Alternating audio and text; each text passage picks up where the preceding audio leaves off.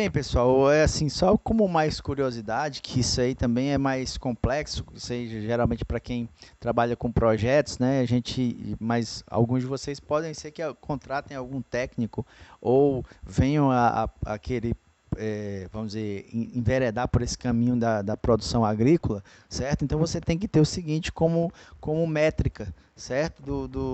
Para esses sistemas, né? O que quando a gente fala de área molhada, o que é a área molhada? Geralmente, né, esses sistemas, tanto a microaspersão quanto o gotejamento, ele formam o que a gente chama de bulbo molhado, né, que vamos dizer que é aquela área, em algumas fotos aí para trás vocês viram, que formam uma circunferência, né, e tanto para o sistema de irrigação por gotejamento como microaspersão, formam lá essa área molhada. Então, determinadas culturas, né, dependendo do espaçamento, por exemplo, você tem uma cultura que tem um espaçamento de 3 por 3. Então, em termos de irrigação, né, eu preciso, para essas culturas, eu preciso que 33, pelo menos 33% dessa área seja molhada. Em que situações? Em situações, em regiões úmidas, né, eu posso, né, trabalhar entre 67% e 20% de área molhada.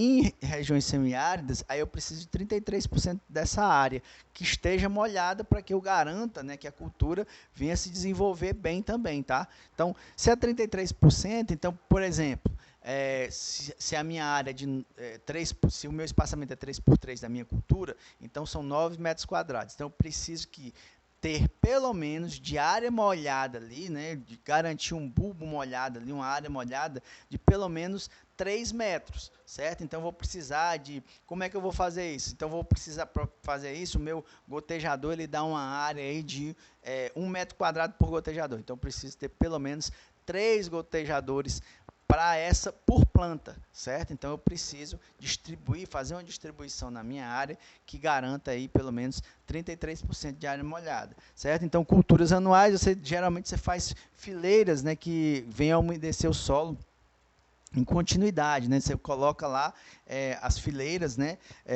De preferência 2 fileiras para justamente ter aquela questão da distribuição radicular melhor, né, para a planta, né? Você ter tanto de um lado quanto do outro para que você tenha um equilíbrio ali e a planta se desenvolva sem ter riscos, por exemplo, de um tombamento por causa de uma ventania ou alguma coisa desse tipo, tá? Então, isso é importante também.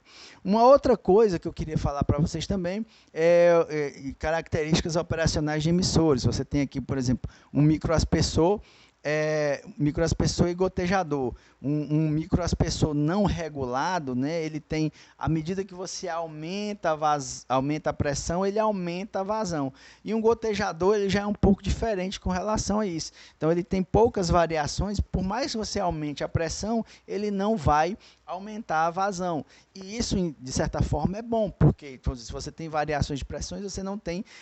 se você tem variações de pressão no seu sistema, se o seu sistema não é um sistema muito bem regulado, você garante que sempre a mesma quantidade de água vai chegar para a sua cultura. Diferentemente, se você tem um microaspersor que não seja regulado, por exemplo, né, que não tenha esses mecanismos de regulação. Os gotejadores têm, é como se fosse um limitador.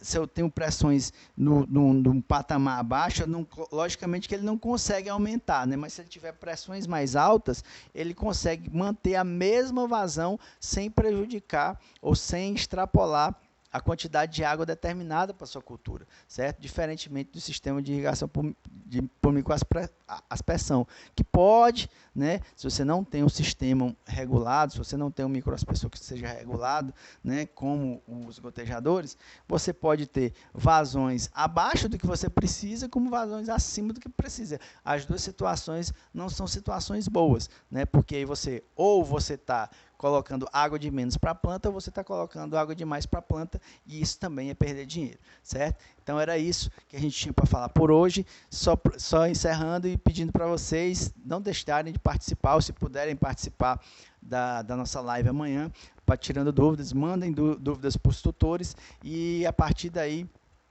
a gente vai responder, na medida do possível eu vou responder os questionamentos. Se vocês tiverem também questionamentos durante lá a aula, né? Aí a gente também tenta tirar aí na medida do possível. Vou tentar responder aquela questão que foi feita na primeira live lá, que eu não me lembro quem perguntou. Quem perguntou, se manifeste lá depois, tá? Sobre a questão do capim-mombaça, quanto de água deve aplicar. Então eu vou lá, vou responder finalmente, né? Que eu prometi que eu ia responder e eu vou responder. Grande abraço para vocês, bom proveito aí do material.